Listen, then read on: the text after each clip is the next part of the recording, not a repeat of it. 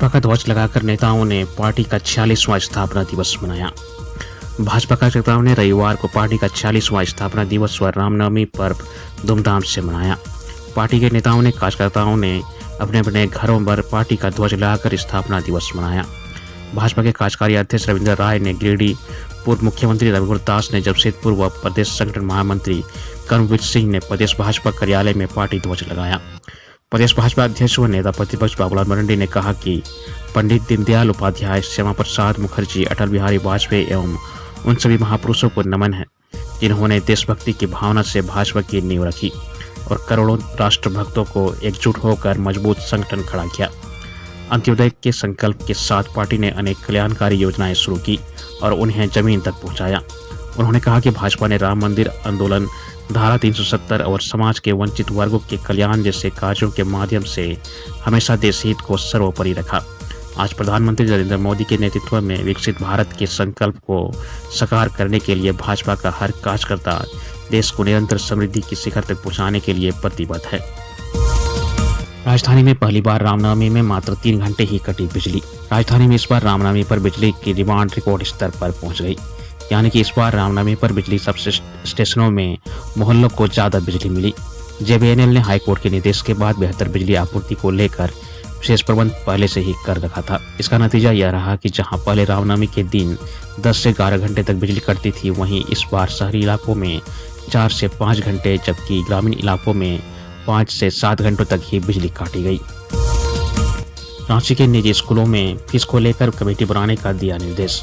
रांची के उपायुक्त ने फीस कमेटी के गठन को लेकर निजी स्कूलों के प्राचार्य को पत्र लिखा है। उपायुक्त ने प्राचार्यों को विद्यालय स्तर पर फीस कमेटी एवं अभिभावक शिक्षक संघ का गठन करने के लिए कहा गया है। विद्यालय प्रबंधन द्वारा मनोनीत प्रतिनिधि फीस कमेटी के अध्यक्ष होंगे। कमेटी में स्कूल के प्राचार्य, विद्यालय प्रबंधन द्वारा मनोनीत 3 शिक्षक और अभिभावक शिक्षक संघ द्वारा नामित 4 अभिभावक सदस्य होंगे। विद्यालयों को 1 सप्ताह में कमेटी का गठन कर इसकी जानकारी कार्यालय को देने के लिए कहा गया है।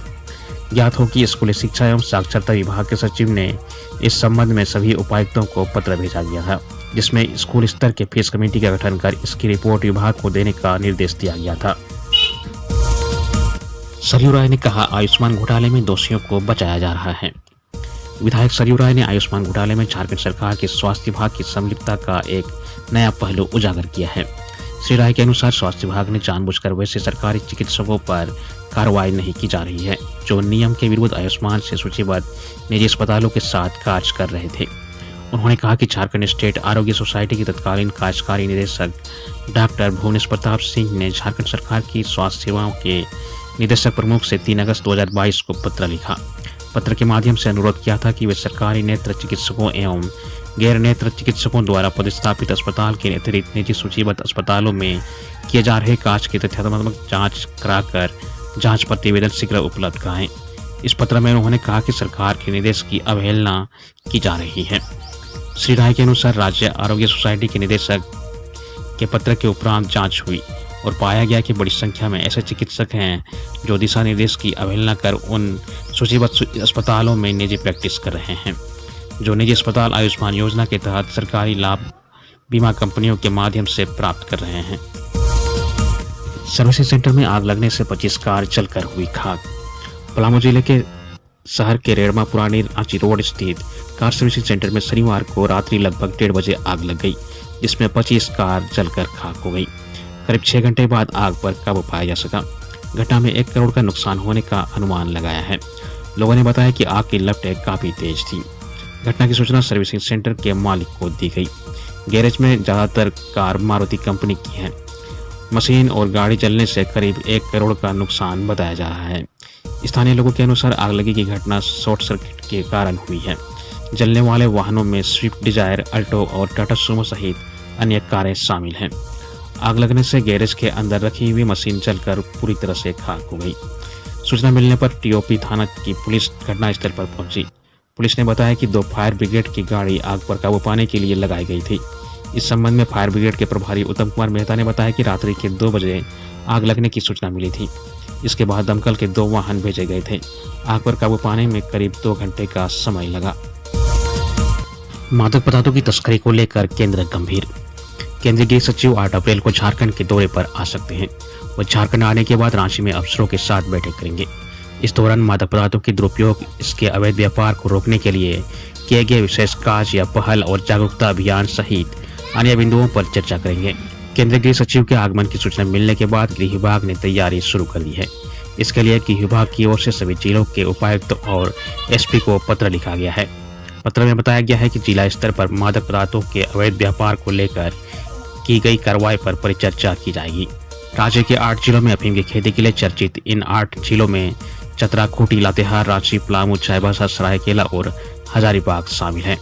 वर्ष 2024-25 में फरवरी तक पुलिस उक्त जिलों में अभियान चलाकर 20,000 से अधिक एकड़ में अफीम की खेती को नष्ट कर चुकी है।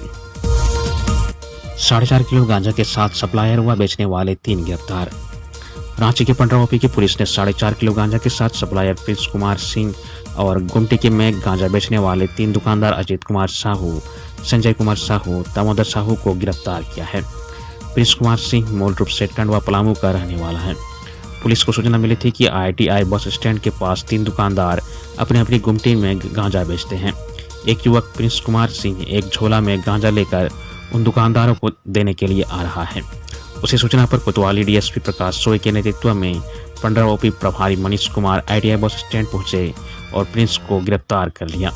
उसने पुलिस को बताया कि वह बस स्टैंड में 3 दुकानदारों को गांजा सप्लाई करता है। उसकी निशानदेही पर पुलिस ने दुकानदार अजीत कुमार साहू, दामोदर साहू और अजय साहू को गिरफ्तार किया है। उनसे पूछताछ की गई तो उन लोगों के घर से भी गांजा बरामद किया गया। राज्य के 50 नए एकलव्य मॉडल विद्यालयों में इसी सत्र से शुरू होगी पढ़ाई। राज्य के 50 एकलव्य मॉडल आवासीय स्कूलों में इस वर्ष से पढ़ाई शुरू होगी। विद्यालयों में नामांकन के लिए प्रवेश परीक्षा लिया गया है। राज्य में कुल 92 एकलव्य मॉडल आवासीय विद्यालय हैं। विद्यालयों में कक्षा 6 से 12वीं तक की पढ़ाई होती है। एकलव्य विद्यालय की एक कक्षा में 60 विद्यार्थी का नामांकन दिया जाता है। राज्य में वर्ष 2018-19 तक केंद्र सरकार द्वारा राज्य में कुल 23 एकलव्य मॉडल आवासीय विद्यालय स्वीकृत किए गए थे। इनमें से 7 विद्यालयों में पढ़ाई शुरू की गई थी।